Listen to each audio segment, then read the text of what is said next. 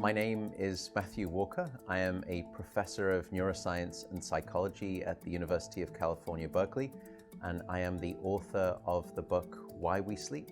We certainly know that a lack of sleep will actually prevent your brain from being able to initially make new memories. So it's almost as though without sleep, the memory inbox of the brain shuts down and you can't commit new experiences to memory. So those new incoming informational emails are just bounced and you end up feeling as though you're amnesic. You can't essentially make and create those new memories. We also know that a lack of sleep will lead to an increased development of a toxic protein in the brain that is called beta amyloid, and that is associated with Alzheimer's disease, because it is during deep sleep at night when a sewage system within the brain actually kicks into high gear and it starts to wash away this toxic protein, beta amyloid. So if you're not getting enough sleep each and every night, more of that Alzheimer's related protein will build up.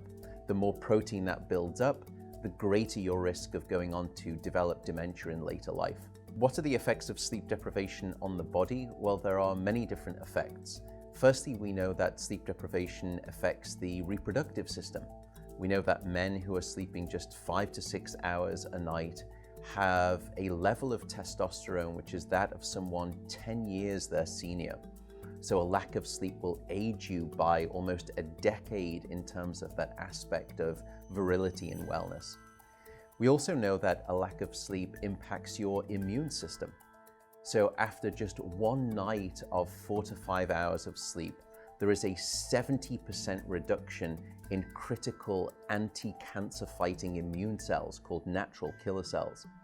And that's the reason that we know that short sleep duration predicts your risk for developing numerous forms of cancer.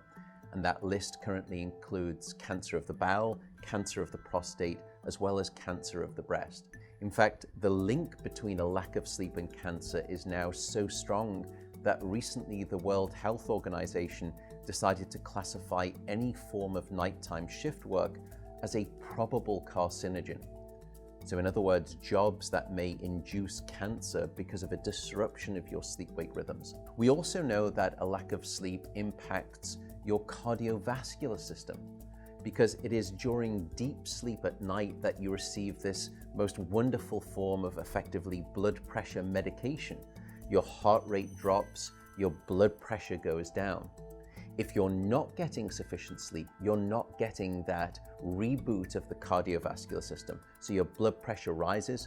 You have, if you're getting 6 hours of sleep or less, a 200% increased risk of having a fatal heart attack or a stroke in your lifetime. There is a global experiment that is performed on 1.6 billion people twice a year, and it's called daylight savings time.